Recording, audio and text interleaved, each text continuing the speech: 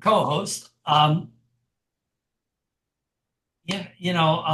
So the question to me arises is, why can some people drink too much, have trouble drinking and then quit?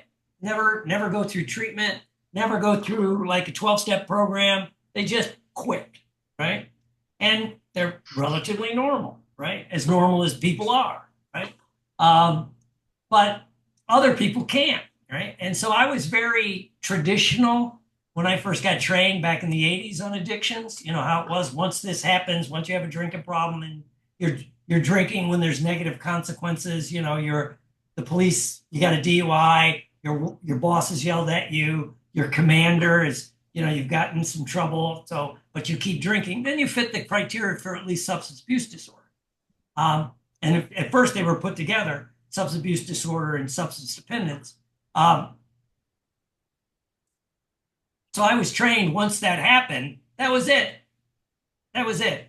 You could never drink or use anything again. And I was hardcore that way. Because and as much as I tell people, got to keep an open mind. It's like, don't show me evidence to the contrary, right? I know what I know. Well, now that with all the stuff with neurobiology and all this other stuff, it made me question my original model of how this stuff works. And now they separate substance abuse versus substance dependence. And the dependence, that's a neurobiological, I'll talk a little bit about, but let's just jump in, have some fun. I'm going to stand up, take a step back, right? And Billy with his little Christmas hat on there. So let's look at it this way. Here's my psychological model of addiction, right? And then it'll tie into the biological model, and they go together. But let's most people, when they were born and when they're little kids, are abstinent. Hope everybody would agree with that. You do have the one off of maybe like a crack baby or a person born to someone in active addiction. But even then, they usually get the infant off the alcohol or the drugs, hopefully before it does too much damage. And everybody must remember that the biggest damage is fetal alcohol syndrome. That could be a whole talk in itself. But so you're abstinent, right? You're abstinent. You just don't drink. No big deal. You don't drink, right? And it's not that you might not see it in your family, your mom, dad drinking, things like that. Society, but you're abstinent. And maybe you get a sip of your dad's beer or a taste of wine. You pretty much don't drink. But even within that, as we all know, as hypnotists, NLPers, and coaches, right? Even though the parents may say, don't do this, don't drink, don't smoke, but as you as this little kid, before you have your critical factors, prefrontal cortex has come online, you can't differentiate what's really true and not, right? And so it is true, what you do is as or more important than what you say. So the parents may say this, but the little kid may be thinking, wow, the only time dad has fun and relaxes is when he's drinking. The only time they have a good time is when they're, partaking of alcohol or drugs at a party. So you begin to develop all these beliefs long before, you drink. And I'll use drink, right? And then again, we got to add the media about how much people drink in the media and on television and movies. And it's romanticized, right? Real men drink. The other day watched, finally caught up on Yellowstone. And of course, the Cowboys had to have this big going away party with with vodka and Jack Daniels and beer. That's the working class guys doing that, right? And then of course, the powers that be before they left, take the cows somewhere else. The rich people were drinking really good bourbon or scotch in crystal glasses. The Cowboys are drinking it out of the bottle, right? So again, it's all these ideas that get put in your head as you're growing up, right? That will come back later. But anyway, you're abstinent. You just don't drink, right? Then what happens is you start experimenting, right? As much as every parent says, not my kid, no, au contraire. 90 something percent of the kids are going to experiment, usually between the ages of 12 to 18, right? Might be a couple years younger, might be a couple years older, but I mean experiment. You didn't just take a sip of beer, you drank a beer, or you drank wine. And so you got the effect, right? Now, a lot of people, when they experiment, they'll get the effect and go, I don't like this. I don't like the way it makes me feel. These people will, without any coaching, go back and be abstinent. They just won't drink, right? It's not for them, right? My cousin's like that, and it just doesn't drink. The rest of the family runs on that side of the family. But him, he didn't like the first time, he had a few beers, didn't like the way it felt. Now, 40 years later, doesn't matter. Weddings, funerals, parties, no thank you, I don't drink. But most people that experiment will go into social drinking, right? And by the way, this model seems to work for marijuana. Now they're finding out marijuana is actually more neurologically damaging than what they previously thought. Ages the brain prematurely. But anyway, so you're going to socially use, which means you can drink, not drink. It's no big deal. To me, one of the markers of somebody that can socially drink, you stop after work and to have a drink with the people you work with, or to just have a drink, and then you drink half the drink, so you taste it, might feel it, and then maybe your phone goes off, and you go, oh, I have to leave, and you just put the drink down and walk away without another thought. If you can do that, that to me is a social drinker. They may not remember the last time they drank. It's no big deal to them, right? But if you can, if you can't do that, then you move into what the next level, and this is most of the people, right? 80, percent or more of population can do this. And if you're here, you don't understand the next two groups. And the first group would be, as they call it now, substance abuse disorder. Right? So you're using it in the face of negative consequences, right? So you're abusing it, which means, you drink even though, your wife tells you not to drink, you're going to get in trouble, your boss give you a warning. There's negative repercussions, but you continue to drink in spite of negative repercussions. That's one of the top markers for substance abuse disorder, right? SUDS, as it's called, right? But a lot of the people that are here are actually doing it for self-medication purposes. They're self-medicating, right? Maybe they're going through a stress. Maybe they lost a loved one, right? They lost a job. The factory closed. They're feeling, not connected. So they're self-medicating with drugs or alcohol, right? Mainly the alcohol, right? Now, and all you got to do is listen to country music, and you'll understand what I'm saying. Every other song is, I'm drinking your memory away. I'm on a plane that we were supposed to be on to go. Now I got a new girl, all that stuff, right? It's people are doing that, right? Guy comes, goes to, joins the military, which also hits the time frame 17, 18 to 22, 23, when people have a tendency to drink more, and they're drinking, right? Because they don't like the Army, the Navy, the Marines, or they're put in a deployment they don't want to be at. So they're abusing the substance, right? Now, again, like I said, for years, I thought these people could never change, right? So it could be something like that, some kind of self-medication, but also it could be a way to fit in. So you get someone socially could drink in high school, they go to college and they get into a fraternity or a sorority where they party a lot, right? Especially like a fraternity where it's just the party fraternity. Every campus has one. Duke has one. IU has many, right? And it's just what people do. They get on the dean. You get a letter from the dean. Your parents are threatening to cut off your funding, but you keep partying, right? Or you're okay and you go in the military just in a unit where they drink a lot, right? And you're 18 to 24, you might get in a little trouble, but you're fine. You're having, so it could be negative, it could be positive. But then what happens if you're in one of these two groups is a lot of these people that are doing it for self-medication, right? They somehow resolve whatever this is. They get out of the grieving process. Uh, they they get a new job. They get a new relationship, right? Or they graduate college or get out of the military. They get a job. They get a relationship. They settle down.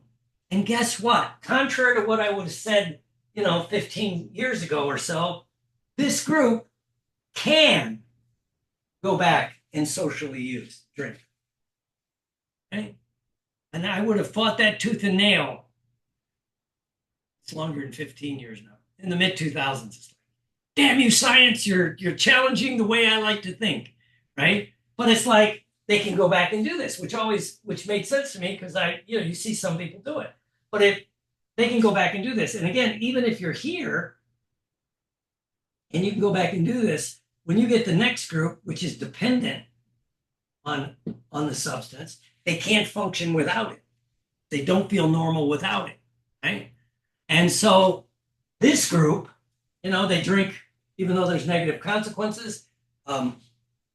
White people you see, with their third DUI, and they're smart people. They're entrepreneurs. They're business professionals. Work with a guy in prison. He was serving, I think, 7 years minimum for felony DUI and he caused bodily injury at a wreck. And very successful guy. I read his file, and young guy in his 30s. And I remember I looked at him and I go, dude, that's how I talk. Dude, when you were out there, did you ever try treatment, go to therapy, maybe go to AA? And he's sitting there shackled in front of me, right? And he leans in and he goes, Doc, I'm not that bad. I'm like, you're going to be here for the next 7 years. It's why you tried to commit suicide, and now you're in my psych unit, right? And he's like, but it just like, no, right? He didn't want to believe it. He thought he could go back and socially use this, and he told me that too. He did kind of go to a dry out place. Said, I got this now. I'll be able to handle it. I'm strong. I built this whatever kind of company he had, right? And it's why you see, entrepreneurs and business professionals have trouble. But so you're dependent. You can't not drink. And the biggest marker is that once you start, you can't stop. It starts a physical craving in the brain. Right? So the question is, from a science standpoint, if Captain Billy looked at it, okay, what's the science say? Well, they say the difference between this group that might be abusing it, but they can go back, and the group that can't is genetic. It's how the brain is functioning, right? Because when you take in alcohol, drugs, any real strong mood altering chemical, it gives you a dopamine rush. And technically, the current science, a lot of people, researchers say, you're not technically addicted to alcohol or marijuana or opioids. You're addicted to the dopamine rush that it's giving you. And your nervous system learns this is the best, and it sets the threshold so high. The only way you feel normal is when you have the drugs or the alcohol in your system, right? And, the only option for this group is to become abstinent, right? Or they're going to continue in the cycle of abuse till they end up in jail, prison, institutions, or dead, right? But this group most people, once they get here, they're going to test it. No, I'm different. I'll be able to go back and socially use. Taught this yesterday at a substance abuse treatment center, and there's a girl there who had just went through treatment and then relapsed. Now she's back. And I go, you tested the hypothesis. How did that work out? She goes, well, it was okay for a couple of days. I go, no. How did it work out long term? Right? Your ass had to go back to detox, and now you're here again, right? And I said, don't be bad. You did an experiment, and you proved this hypothesis. And she goes, but I don't understand it. Like, whoever she said, it was either her brother or her sister, they can have a drink and stop. But it's just the genetics. As much as I would love to be 6'2" and 220 pounds, on a good day, I'm 5'9", right? I mean, it's like my brother's I think he was 6'1", right? But it's like, what? It's just, you know, the genetics, right? And part of it has to do with the liver, but it's this dependence. And so when this is coming up, it leads to this is the psychological. These are like levels. You start here, you go here, you may come here. A lot of people go back and forth between social use and abuse, which I would probably put them more over here, but it's dependence, right? And it's also why in our culture, especially alcohol, and now it's starting to be weed, but especially alcohol, it's the only drug you have to justify not using. You be at a party or somewhere, you want to drink? No, I'm fine. Oh, then they go, we have beer, we have wine. They'll go down this whole list. You go, no, that's okay, I don't drink. They don't question you if you say, no, I'm not hitting a crack pipe right now, right? But you say you don't drink, and then sometimes it's the only time they'll ask, why? Very intrusive question, right? So we're going through this, but so then where, since we know this, right? And this is the disease model, which means it's dependent. And for something to fit the criteria of a disease, it means there has to be a defect in an organ or something physical that causes the symptoms. The symptoms are just this. But for years, they thought substance abuse and dependence was a moral issue, was a behavioral issue. They thought it took place in the prefrontal cortex, right? It doesn't, right? Because they looked at it like, okay, it's going to, it's in your prefrontal cortex where you can think. But here's a model. If this is your brain, right? This little thumb thing, I love this thing. Is your deep brain, your midbrain, and your deeper brain, right? And your wrist coming down would be your spinal cord, right? Going down into your body. And then this thing that flips over, that's your prefrontal cortex, right? And so when it's online, it can somewhat control your deep brain. You can think of things, you can make a decision, right? But if something happens that activates your midbrain, it takes over. It goes into fight or flight, right? And your midbrain, this little part of your brain, is doing basically three things all the time, right? It's looking for threats, Billy's favorite word, existential threats in the environment, things that can kill you or harm you, right? It's looking for food, and shelter, and it's looking to procreate, right? Doesn't mean if you're married or you're in a happy relationship, doesn't mean you're going to do anything, but you will notice people you find attractive. That's what this brain is doing, right? And it does this through a mechanism with dopamine and glutamate, which I'll do that in the biological side, right? So it's kind of cool, right? But when it's under control, you could drink or not drink. But something happens where you I love this term, you flip your lid and this part of your brain takes over, right? And that's the difference, right? And now they've actually proven it this way, right? Where if you take someone that just drinks too much, whether, they drink, they don't drink. Anyway, and you put them in an MRI and you have them think about their favorite drink, right? Whatever it is, Amstel Light or whatever you like, right? And so what'll happen for most people when they're exposed to that stimuli, they're in an MRI, their prefrontal cortex lights up and they're thinking about having a drink. But then this part of your brain, your prefrontal cortex, also is the part of you that can make rational decisions, see through time, and look at consequences. So you might go, no, it's Wednesday afternoon. I got a busy afternoon. I don't want to have a drink. It'll be on my breath, whatever. So your prefrontal cortex can delay it. This makes sense, right? But then for some people, the opposite happens. Their prefrontal cortex goes dark, disappears. Their midbrain lights up, and they get into the physiological craving of the drug or the alcohol. They need it to survive. If you hit this model, what happens, rather than just, fight or flight, food and safety, and reproduction, there's a new element added, which is I need this drug to live. It goes in right with your fight or you feel like you're going to die, right? And that's what also happens when people are in withdrawals. They feel like they're going to die, right? You know, you really don't die from most withdrawals. That's a myth. It's like just it's uncomfortable, but it's your brain telling you, I'm going to die. I'm going to die. I need a drink, right?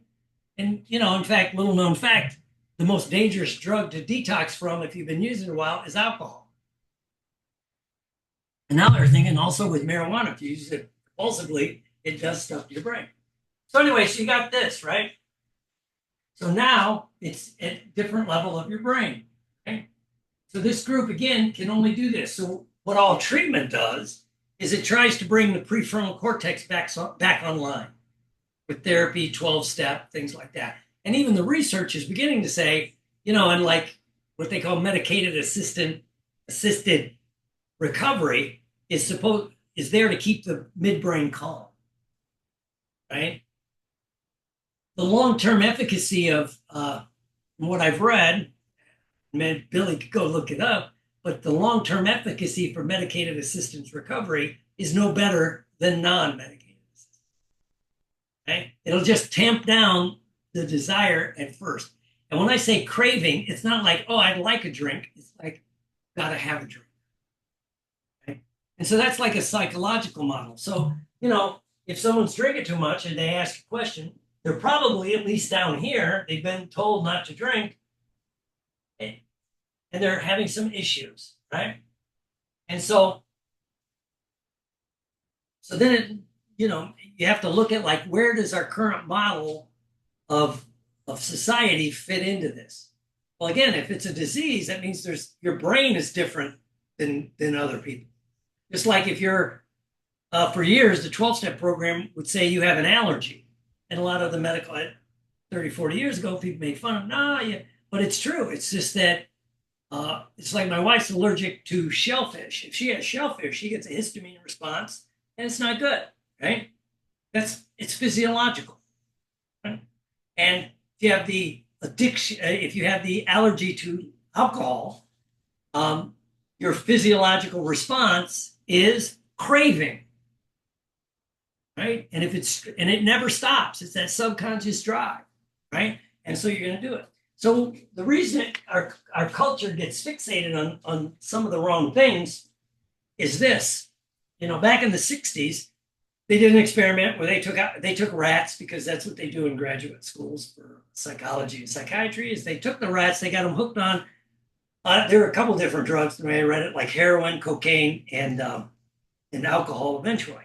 So they got the rats hooked, right? And they were in this cage, they got the rats hooked, right? And then they would take, like, usually be a male rat, right? Then they would take a female rat in heat and throw it in the cage with the male rat, right? And physiologically, the pheromone should set the rat off, and he's going to want to mate. Au contraire, he would rather keep drinking or drugging. Taken to the extreme, they would drink or drug themselves to death. And even if they put in good food, fruit, and like I said, females, whatever it was, they're going to do that. So it started our zero tolerance toward alcohol and drugs, and at the same time, because of other socio-political factors, they demonized the addiction and demonized the people with the addiction. We criminalized it. You got a DUI? Okay, you're going to jail, right? You got another DUI? Now you're going to jail, prison, not just jail. We're going to punish you into getting better. Negative reinforcement rarely works for long-term change, right? And I know, Billy, I'm actually sounding like done research, but it's like, right? We don't punish people that get lung cancer, even though technically you could say, well, there could have been a behavioral choice involved in this. They were smoking when they knew smoking's not good, right? But we don't. But we punish the addict, right?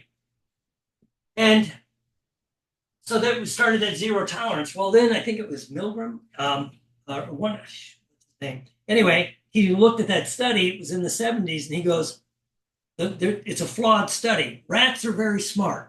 Rats are very social. Two things rats want is stimulation mentally and physically, and to be around other rats. Right? And so he duplicated the experiment where he got them hooked on the drugs or the alcohol in an unhappy rat cage, nothing in there but to get high, right? And then he took them out of the rat cage after they were hooked and he put them in Rat Park, happy rat cage, right? All the rats quit using. Even though it was right there, the same mechanism, the same colored water bottles, so they knew how to get the drugs, they just would quit using, right? And the other rats that were in the happy park would avoid the contaminated water, right? And so he goes, maybe it's the cage that's as important as the mechanism, right? And so by isolating the rat, it made the addiction worse. Right? And don't we do that with addicts? You know, the whole if you want one thing you could do psychologically to ensure that that alcohol or drug dependence will probably the intervention probably will not work is the way a lot of the current interventions are done. They get you in a room with your family, the people you need to connect with, and they're going, if you keep doing this, you're out. You're gonna, when they need the connection, they're ostracizing them, right? And he also pointed out that this thing coincided with the fact that, okay, if you take them out of the unhappy cage, put them in the happy cage, the rats will change, right? And that's before we had the MRIs and all the science we know now. But he compared it to a social phenomenon called Vietnam, also known as a conflict, instead of a war. Don't ask the 60, well, I think 80,000 people that died there or from the service. But they took these young men, took them out of their family. Most of them didn't want to be there. They were drafted, and they put them in an unhappy rat cage called South Vietnam, right? And society kind of turned its back, right? It's like, so they were in an unhappy place. And so, of course, it was Southeast Asia where you have the Golden Triangle, which you had a really good, hashish being grown and opioids and everything was available, right? And it was in basically, a country with no law enforcement, so it was free for all. And then the military, in its infinite wisdom, shipped in a lot of beer and a lot of liquid refreshments, right? That even though it wasn't necessarily supposed to be in the forward operating positions, it got there, right? And so, if you ever watch the movie Platoon, it sums it up best. Yeah, a lot of the soldiers were either stoners, so they're over there smoking dope, using heroin, doing that stuff, or they were drinkers. Right? So then again, the society, going back to our zero tolerance policy, said, oh my God, we've hooked all these people on this. What are we going to do when they come back? They're addicted. What are they going to do? What are we going to do with them? Right? So they were gearing up for all this stuff. And so these basically young men are going to be coming back with severe alcohol and drug problems. Oh, and by the way, we've trained them in lethal combat. Right? It's not a good scenario for a society, right? But what did they find when these soldiers came back? Even though they fit the clinical definition for substance dependence, they were drinking or drugging in spite of negative consequences. And again, you got to think, you're a PFC in the Army. You don't want to be there anyway. Okay, give me an Article 50. Oh my God, who cares, right? It's like they're getting out as soon as they can get out, right? So the negative consequence worked. So they brought them back. And what they found is, contrary to what they expected, most of the soldiers fit the model of substance abuse. And after they got out of the unhappy rat cage of Vietnam and they got home, after an acclimation period, they went back to normal. And the soldiers, sailors, airmen, and Marines that didn't do as well were the ones that were coming out of Vietnam and going to a place. They were going from one unhappy rat cage to another, right? So they didn't go back, get the job they got their factory job back. They got their girlfriend. They're going to get married. They're going to have a good life. they come out of Vietnam and they go to the inner city where there's nothing to do but sell dope. I know some people would argue, but that would be, you know, and of course, the people in that world will go, damn, you know how to use weapons. I got a job for you. Right? And so it had to do with the cage, right? And the difference was, yes, a small subgroup, I think it was like 5 to 10%, they couldn't stop. Maybe, and they had, now we put them in the category of having the brain issue with it. So how they respond to it, right? When they, again, if you put them in an MRI and they think about the drink, their amygdala and their inner brain lights up. Their prefrontal cortex disappears. The other group, they got back and, they may be wanting to drink, but they go, I'm not in Vietnam. Their prefrontal cortex, I'm going to settle in. I don't want to get in trouble at work. Da, da, da, da, da. And so they go back, right? And so I'll close on the psychology of addiction with one more thing, which is why people that fit this model could be genetic, and it also could be everybody's other favorite topic. It could be trauma related, right? If you go through trauma, especially in early childhood, and it could be something of commission, something's done to you, physical, mental, emotional, sexual abuse, right? It affects your brain, right? And just as importantly, even if it's an act of omission, so you didn't get the care, love, and nurturing and support that you needed, the pats on the back, the encouragement, the this and that, your brain did not learn how to regulate dopamine. And so then suddenly, and you hear this a lot with people with a true drinking problem, they can say, yeah, the first time I smoked a joint or drank, really drank and felt it or shot up, whatever the drug is, right? They go, it's the first time in my life I felt normal. Because they got the dopamine response, because the way the drugs and alcohol work, it does give you a dopamine response. And so the only way you know how to get that dopamine is with the drugs or the alcohol, And also then what happens is your brain resets its threshold for pleasure. And you'll hear people like that when they're trying to get clean and sober. They'll say, nothing brings me pleasure. My wife was yelling. I just had a guy say this, right? My wife was yelling at me because we went to this cookout. And she goes, wasn't that a lot of fun? The family was there. They played little games. Everybody's fun. The kids are there. He goes, it was boring as shit to me. Right? Well, if his brain needs whatever, X amount of dopamine, thrills, things like this, right? Or the drugs or the alcohol, and what most people would find pleasurable, right, is no longer pleasurable. Right? And so because you set the threshold, right, you get a hedonic response, right? So you need a huge amount to bring you pleasure, right? And it also fits with like why people take bigger and bigger risks, because the small risk doesn't bring them the dopamine rush anymore, right? And so we got to look at that, right? And the big problem, if you're going to work with people with this issue, is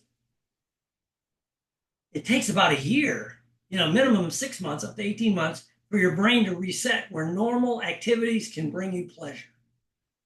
It's real hard for people to go that long and not really experience things they enjoy, right? Especially if they've been trained to like get instant gratification.